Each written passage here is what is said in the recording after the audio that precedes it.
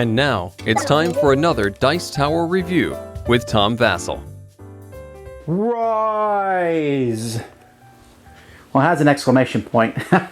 Rise. This was the initial Kickstarter game of Crash Games. They just recently put out one called The Lost Dutchman. But while The Lost Dutchman is this thematic romp of Wild West proportions, Rise is a two-player abstract strategy game.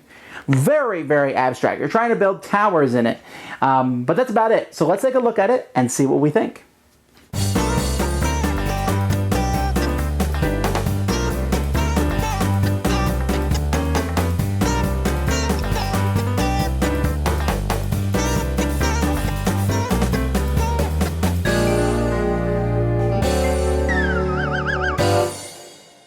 Here we see the initial board setup for Rise.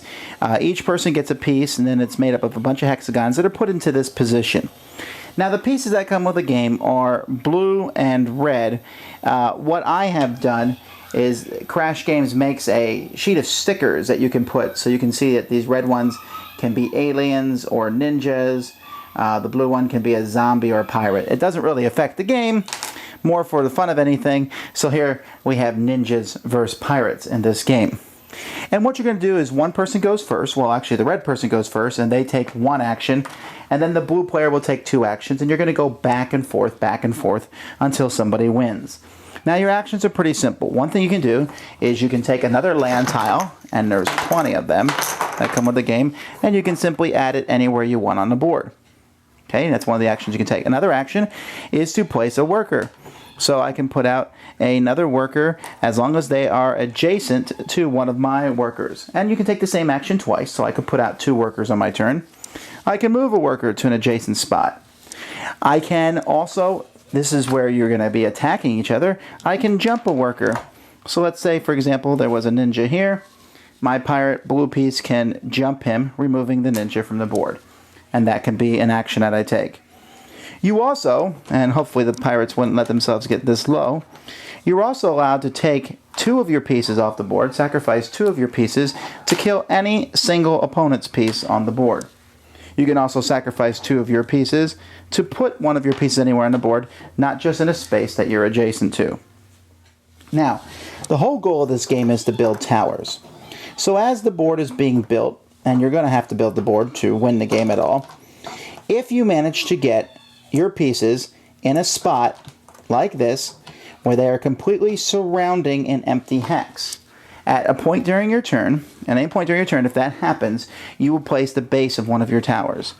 If the second turn those six guys are still there, you'll place the second part of your tower, and then the next turn you'll place the third point of your tower, in which case it's done.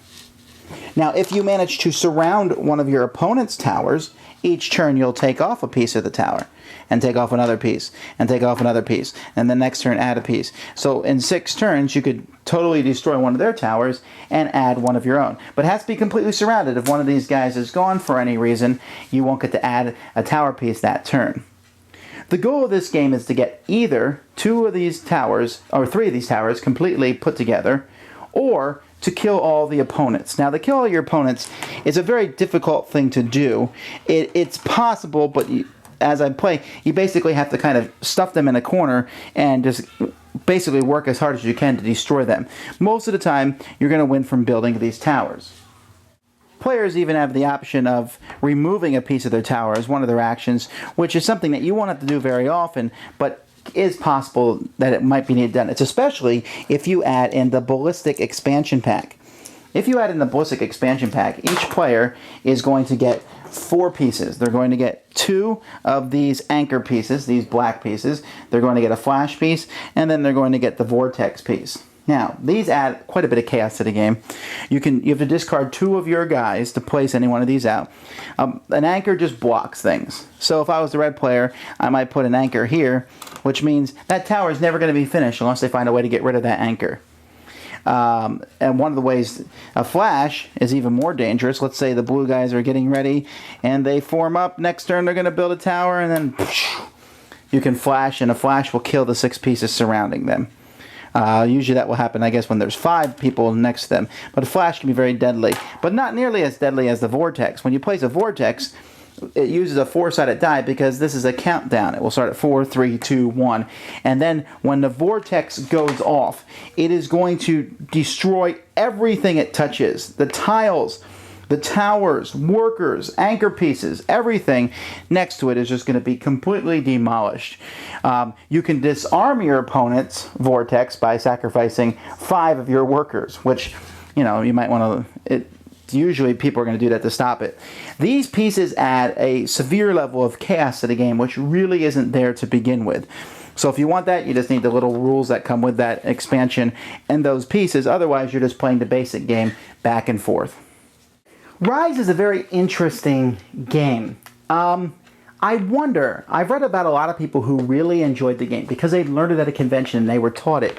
And I suspect that those who enjoy it best are those who were taught it. Because while the game itself is very simple, it's not like it's a hard game to understand at all. The rules make sense. The strategy is not. Because initially you're just going to say, okay, build some tiles, and I'm going to get my towers done before my opponent, whoever's more efficient about doing that. But you have to really balance that and going out and attacking the other person because you need to stop them. But how do you do that and what moves you make? And pretty soon, once you get into the game, it opens up a wealth of possibilities of actions that you can do. And I'm thinking that people who will play it initially are not going to see those. They're going to look at it and go, oh, I don't really get it. And that may be a problem for the game, is that people aren't going to get it on the first couple plays. Once you do get past that getting it point, it's a very intriguing game. I'm still not convinced it's even possible to win by killing all your opponents. Not against someone who's competent, I don't think. I'm sure that the people designing the game would school me in that regard. But I do feel like there is different strategies you can pursue. When I play, I'm very aggressive and try to get up in my opponent's face. I'm trying to get that win of destroying all their pieces. But it's all about the towers. And in the process of destroying their pieces, if you can beat them down to a smaller group, then you can quick spread out and build your 3 towers and end the game.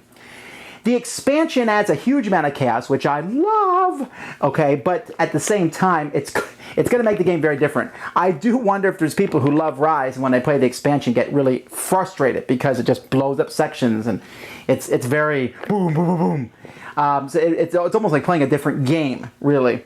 I prefer it with the expansion, but I could see how some people would want to stay with the original. So that's Rise. It's not an abstract game for everybody. Mostly for what I said, it doesn't flow the same way other abstract games do. But once you get how it works, you'll say, oh, this is simple, and yet really a wealth of possibilities. I would be very interested to see if you could even build a computer that would play this one properly. We'll have to see. Rise. Thanks so much for watching the Dice Tower videos. Find more great videos and reviews, as well as our top-rated audio podcast at Dicetower.com. You can also find the latest board game news at Dicetowernews.com. I'm Eric Summerer, and you've been watching The Dice Tower. The Dice Tower is sponsored by Fun Again Games, the world's best game source. Fun Again Games has over 5,000 games available. Check them out at funagain.com.